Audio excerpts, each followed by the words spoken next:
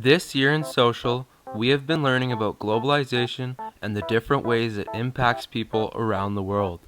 Globalization is the exchange of goods, people, and ideas worldwide, leaving both sides changed forever.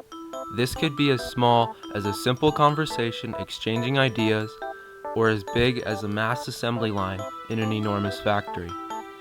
We've looked at the benefits that it has bring to us, and the many negative effects that it brings along with it.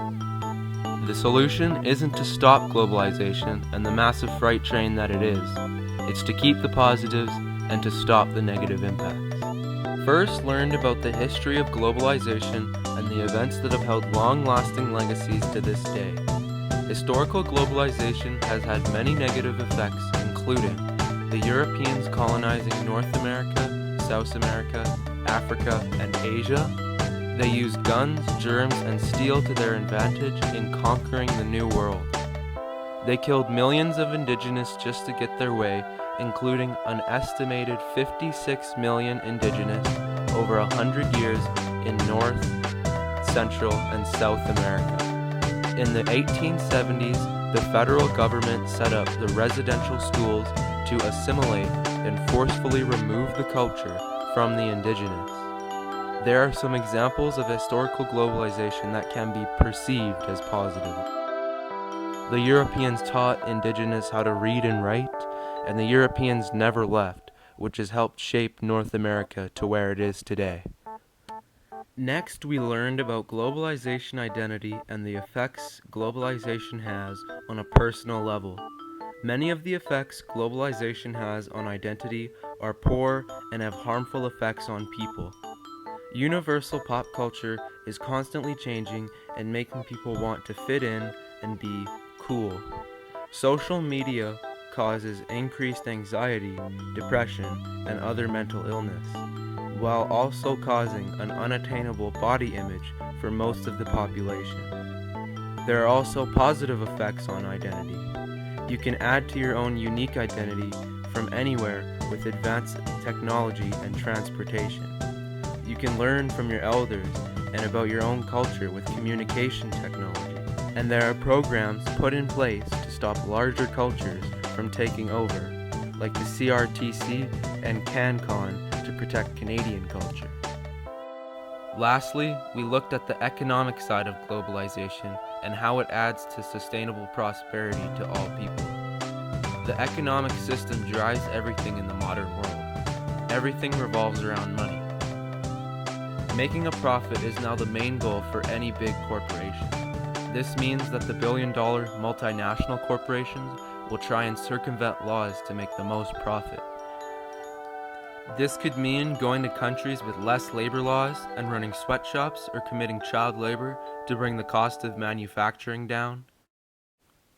But you can also put blame on the consumers. We buy the products, driving these companies to lower their costs and make a larger profit. We buy their products they make in sweatshops. We buy their products they force children to make in unsafe environments. This also means that as consumers, we can force change. We can be the ones to drive the big corporations to change. We, the consumers, can be the ones to find a solution to globalization and solve it on a personal level. To solve the problems of globalization, everyone has to contribute and do their own part. The more individuals that do their part and find their own solutions, the more it forces society and giant companies to adapt to new rules and change. If enough people do little things, it can combine to make a larger impact.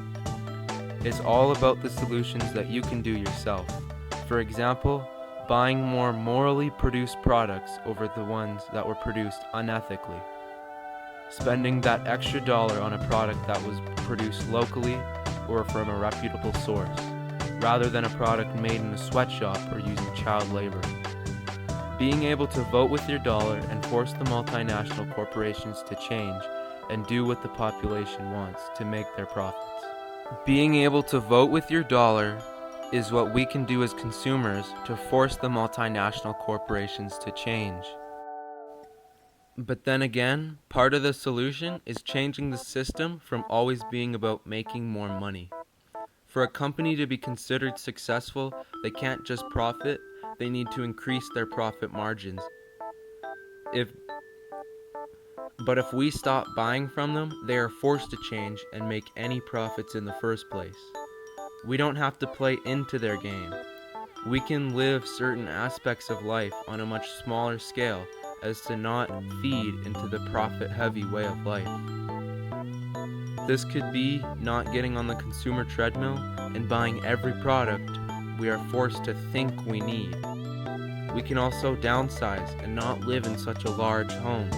We can live in much smaller but still comfortable spaces.